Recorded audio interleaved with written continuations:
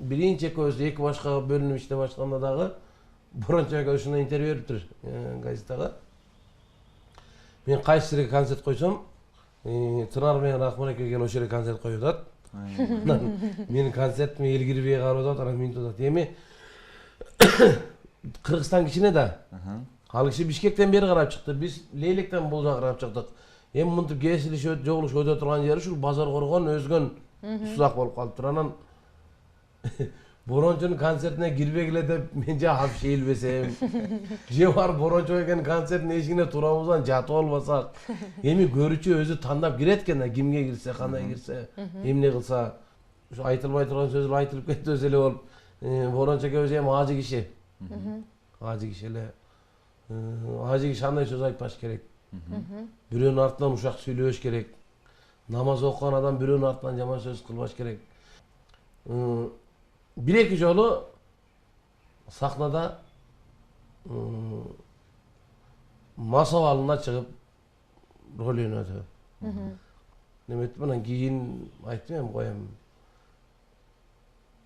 Бизге окшогон масты эл көчөдөн деле көрүп алат. Эл бизге эртеден кечке иштеп тапкан акчасынан ушул барып эс алуучулардын концертин көрүп келейин деп келсе, биз сахнага чыгып алып мас болуп алып өйдө өтөмөндү тантырап атсак, ал туура эмес болуп калат. Ошон үчүн мен айттым коюңуз, мен башкача эле иштейли, экөөбүз бөлөк эле. Сиз өзүңүз жумушуңузду кылыңыз. Сиз кандай болуп чыксаңыз, мас болуп чыгасызбы, соо болуп чыгасызбы, өзүңүз чыга бериңиз, мен өзүмчө чыга берейин. Деген жол менен экөөбүз эки айырылышып калганбыз. Кечеки неме боюнча сурап атасыңарбы? Тынардын айтканы боюнча. Ал интервью берип койгону кече мындай болду да, Рахман агай 5-нен 9-уна чейин Кыргыз драма театрда уулу Каныбек, анан жанында напарник Ильяс деген эме. Эки өзү даярдап эметкен балдар да 5 тапам. Ошолордун концертин, биринчи чыгармачылык концертин берди. 15 жыл болуп калды эми сахнада жүрүшөт, бирок биринчи чыгармачылык концерт. Анан мени чакырды, бардым. Барсам, ошол именно 5-нен 9-уна чейин ошол эле күнгө Тынар Бабур театрына параллельно концерт уюштуруп коюптур да. 20 жыл сахнада, 20 жыл деп. Анан кийин кептин бар эмнеден болду десең, мен сахнада ага тамаша сын айттым. Маданияттуу түрдө. Жаман айтпай эле мына. Аны ошону билбей эле жана журналисттер Тынарды интервью алганда эме деп айтыптыр. Ушак айтыптыр деп, ушак деп айтыптыр да сөздү.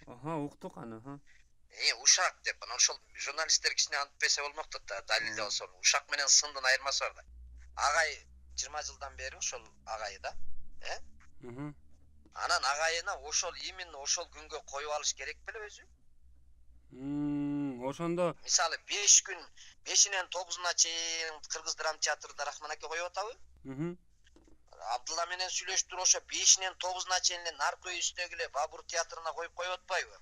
кечиресиз, эми бул жерде ушул куудулдардагы ушу эки тараптуу болуп бөлүнүп аткандай бир сыягы бар да. Себеби өзүңүз айтып атасыз.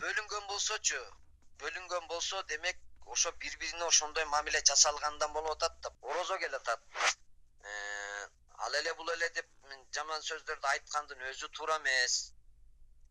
Мен бирөөнө эме, мен калп айтып же неме алганда эмес, мен жөн гана чындыкты гана айтып неме кылып койдум. Эми мен болгон гана нерсеге тамаша катары ал маданият. Анткени ал 3 жыл мурда ошентип сүрөтүн койгондо, ал күндүз мага чалды кайрачы. Тынарчы. Чалганда мен айттым, достойный кабыл алып койсоң болмок укам. Себеби сен өзүңдүн эле жасаган мамилеңе эле кайры менен эле ответ эле кылып койдум. Болгон эле ошол. Сен ага оор кабыл алба, күлүп кой, достойный кабыл алып кой десем, кайра наоборот ал телевизорго чыгып туруп башкача нерселерди айтып коюптур. Кечиресиз Борончо аке, ушул эле ошол иштөө убагында 2 жолу мас болуп чыгып анан мен кой ажыке мындай эле иштешели деп айткам. Ошонун себебинен дагы экөөбүз эки жака кеттик деп айтып атат ал жердечи. Сиз ушуга тиге буга деп сөздү неметпестен кечирим сурайм. ушуга бир өзүңүздүн жеке оюңузду эле айтып берип коесузбу суранчы. Эмне себептен мас болдуңуз эле? Анан ошонун айынан экөөңөр иштешпей калдыңар беле? Ой, ушул эки нерсени мен силерди башкадан сурасаңар чындык болот. Мен айтсам силер ишенбейсиңер деп айтып Айта бериңиз. Биз эмес, эл ишенсин, элге түз айта бериңиз. Сиздин үнүңүз ушул боюнча кесилбей кетет. Мен жооп берейинби силердин сурооңорго? Силер мындай кылыңар. Что мен азыр андай болгон эмес. Ал жерден ал калп айтып атат десем, силер ушинтип жазып чыгасыңар. Калп айтып атат деп айтты депчи, ошоңар жаман болуп атпайбы? Силер кайраштырасыңар да, кайра анан ал чыгып алып дагы бирдекени тантып, дагы настроение элдин өзүнүн аброюн түшүрүп атат улам-уламчы. Менин эмес. Силер мындай кылсаңар, борончудан сурасак, борончу элге кайрылуу жасагыла деп айтты. Силер элге кайрылуу жасагыла. Тынар айтты ушинтип. Ушу билгендер болсо, эл калк айтса калп айтпайт. Билгендер болсо, эл журт айтып койгулачы. Борончу бир жерде мас болуп чыгып концертте чыкканын көргөндөр, билгендер болсо, кайсы числода, каерде болгон болсо, бизге айтып койгулачы деп жарыя кылгылачы. Макулбу? Кечиресиз. Сурооңузга дагы бир тереңирээк бир жооп ала албай калдык. Эл сахнада турганыңызды, баягы сахнада кандай болуп чыкканыңызды билбейт да. Анан мен сиз ушу ичкен эмесмин деп айткандан качып атканыңыздын да бир жүйөсү болуп атат да.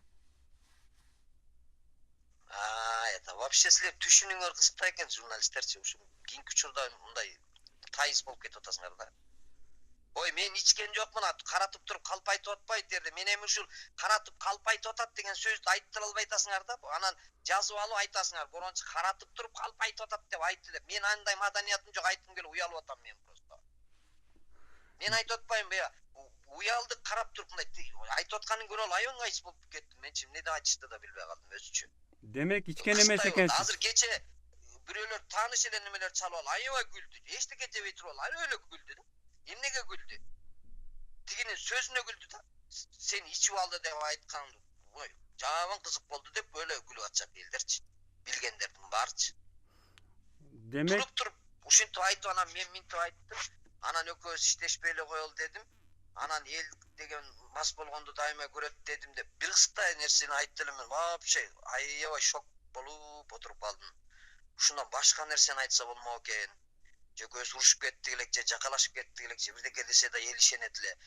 Же бул пиар теткилип, же мени мындай жаманаттагысы келди. Анткени кече концертте мен жанагы айтып койсом, буга катуу тийиптир. Демек сиз ичкен эмес экенсиз, бирок айтканда таң калып атасыз, Таң калып атпайм манчы. Ошол ичкен жокмун. Анан эме экөөбүзгө андай сөз болгон эмес, мен орозонун алдында турам.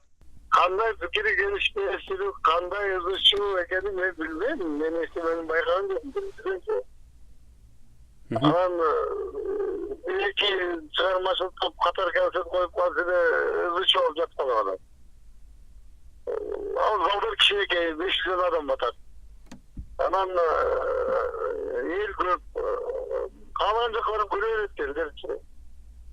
Аны кандай бирдеме жасаш керек, пикири келишпейчилик. Мен билбейм. Анын үстүнө 7-8 жакын театр бар. Анын баары бош турбайт да, бирөө иштеп атканда. Калгандарында бир кандайдыр иш чаралар өтөт да, концерт өтөт, көрөбүз. Анан ошондон пикир келишпейчилик жарата беребиз будан кийин. Эми ушул Тынар Курбаналиев менен Борончу Кудайбергеновдун экөөнүн бүгүнкү күндөгү болуп жаткан талашы эмнеде анда? Сиз ушул Бул талаш эмес, бул талаш деп. Жөн эки артист кана бир сөз анын сүрөтүн алып алып, ал жерде Борончунун дарыяны жаман сөз сүйлөгөн эмесмин да мен. Бул сүрөтүн коюп алып айткан, бул эмне турат дедилер, бул Борончу турат деди.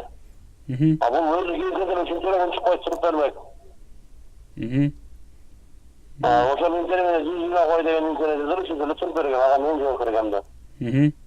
Анан ал кече сүрөт коюп алып эле мен ушунча жүздү менен мага бут тосуп, анан мен мынтип Рахманга бут тосуп, андай мындай мен чалдым бут тосуп, мен силерден мурда концерт жана кийин уюштурган болсом, анда макул эле.